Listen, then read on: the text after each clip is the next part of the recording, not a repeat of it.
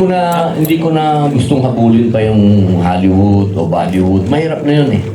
Ang gusto ko lang habulin yung mga kapitbahay natin, yung gawa ng Malaysia, Indonesia, Korea, Japan. Yun lang ang gusto kong habulin. Pag hinabol mo yun at mag PG-16 ka, hindi po kakayanin. Kailangan po talaga tayong mag-R18 para makita po talaga yung action Pinoy. Pero gagawa po tayo ng pang-bagets, yung pang-pamilya, yun nga po, yung in my room? In my little room. In my little room. Yeah. Congrats, Sen Binoy. And thank you for always being nice to the entertainment media, to the showbiz people. Yeah. Thank you. Thank you, June Larry. Na-surprise ako na ganito yung naging outcome nun. Wala. Hindi ko na-expect.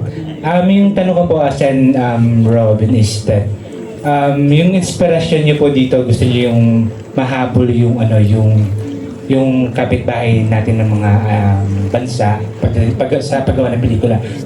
Paano po nagsimula ito? Yung ganitong idea sa inyo? Magmula po kasi nung 2014, yun na po yung direksyon namin eh.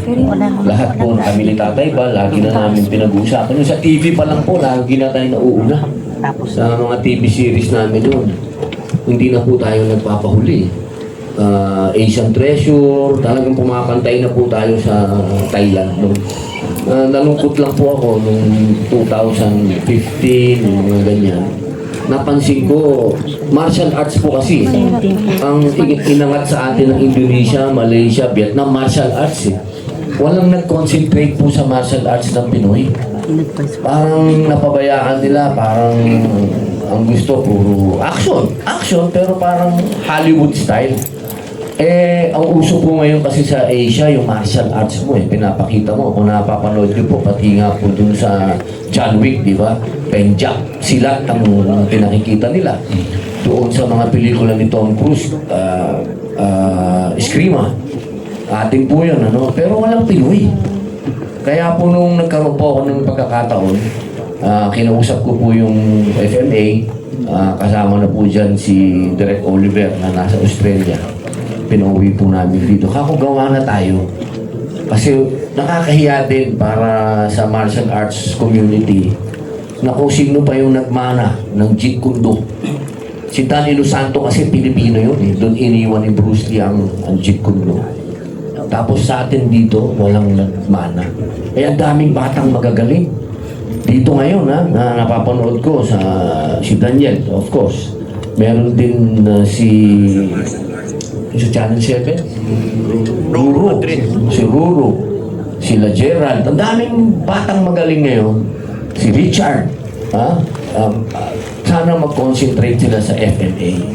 Huwag doon sa foreign. Kasi yung atin talagang napakaganda. At dito po sa pelikula to, pinakikita natin, mahalin natin yung FMA, Filipino Martial Arts.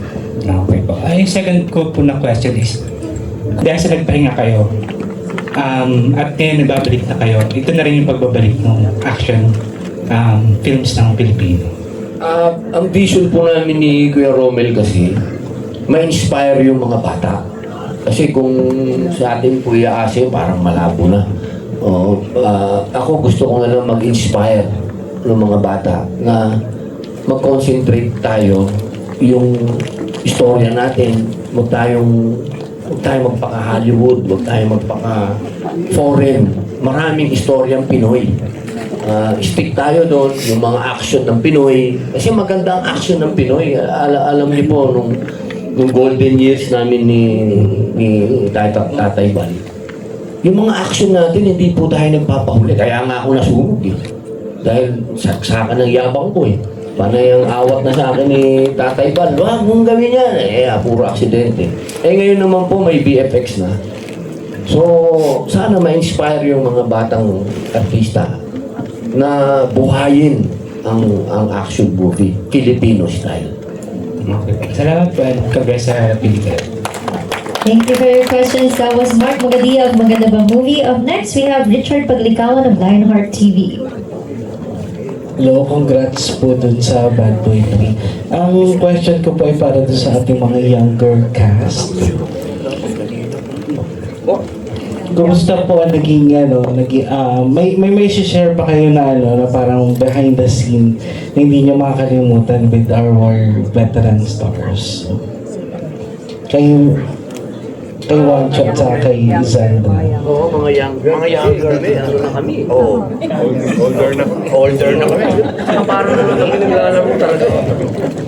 Ako po, since first ever acting ko to and very small role lang, super na-entertain ako sa kung gaano sila ka-technical with everything, like sa camera, sa lights, and yung sa kinuwento nga po ni Tito Joko kanina, yung sa blood, na first time ko makakita ng ganun. So, very, ito maaalala ko talaga, like kahit for future projects po, parang yun yung memorable sa akin na ang gagaling ng mga kasama ko, tapos parang ako doon, wala, ganito pala. Ayun po. So, yun yung na-pick up ko doon. Sa dad. Memorable. Aside po dun sa dami. Sa akin po, una ko rin po, and grateful po talaga ako sa mga producers and to Sen. Kasi po, after po nitong movie na to, may mga film po na sunod-sunod din pong invite sa akin with Vice Ganda, Miss Nadine. So parang naging magandang way po siya ng sideline ko habang nag-aaral. So parang working student. So naging mabuti po yung portfolio ko. So ngayon po may maayos po akong stable na work, which is dahil din po sa movies. And gusto ko din po sigurong isingit yung part na memorable. Kasi nung nagkasakit po ako, halos lahat po ng producers and staff, na iparating po kay Sen, hindi po ko humingi ng tulong pero nagbigay po sila ng konting tulong kasi na-emergency po ako sa hospital sa lungs. So, yun po siguro pinaka-memorable kasi after po nung movie, saka nangyari yung sakit. So, salamat ulit Sen at sa mga tumulong po nung iparaan. Yun po. Ako, memorable sa akin yung syempre behind the scenes na kapag nagkikwentuhan sila Kuya Joko, Kuya Dennis, tsaka si Tito Robin, si Sen Robin, ng mga experiences nila naman. Syempre, hindi ko naman babanggit dito yun. Pero sobrang nakakatawa talaga. Salamat. Mapagalitin. Yung mga panahon na napapagalitan sila, syempre, yun yung mga super memorable kasi syempre ako as a younger actor yun nga. Nakakatawa na same din sila yung mga nag-experience on a much different level. So, Ganda. Sinabi mo. Sa akin naman, ang memorable dito sa pelikula na to. Hindi, memorable. Bata. Memorable. Memorable. Kaliwaan dito, pakpaka. Kaya pag may pangingailangan ka kinabukasan, meron ka ng pera kasi cash basis talaga.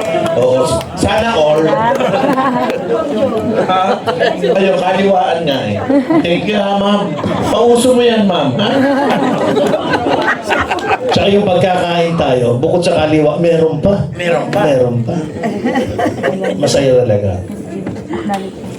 Okay, there's more? Okay. And pwedeng kami naman magtanong sa press. pwede kami magkaroon sa joke lang. Hindi, yung napag-uusapan lang, yung para lang alam nyo kung ano yung pinag-uusapan namin, napagkwentuhan lang namin kasi nag-birthday ang Kuya Romel minsan, nag-shooting kami ng Mista. To make the long story short, dumating ang Mama Ems nung umaga. Na, para kaming alam mo yan, yung para kaming mababait lahat na lumating si Mama Ems. So, yun ang pinagkakwentuhan namin. Si Robin, naalala niya. Yan, at least alam niyo na kung bakit. Nakakatawa yung nangyari. Correct. Hindi naman dumarating ang Mama Emma sa trabaho kung hindi importante. Kaya nung dumating siya, nagtino kaming lahat. Alas 9, nasa set na kami. Nag-umpisa na kami ng 9, nagro-roll kami ng 9:15, natapos kami ng alas 10 ng gabi. The next day ulit. Nung umuwi ang Mama Ems, yun, back to normal. Back to normal. Yun ang Mista. Ako kasi, alam niyo po nung araw kasi, napaka-unprofessional ko. Ako po, siguro mga 2 days late. Ayun po, ang problema sa akin. Kaya po pag pinapadala po ni Boss Vic si Mama, yun po yung time na nakakapag-shooting po kami ng on time. Opo. Mababait po kami pag nandun sa Mama. Pag alis ni Mama, rock and roll ulit. Ako naman maikli lang. Ang hindi ko makakalimutan na experience dito sa Bad Boy 3, dito talaga namin pinactice yung Eddie Garcia pin.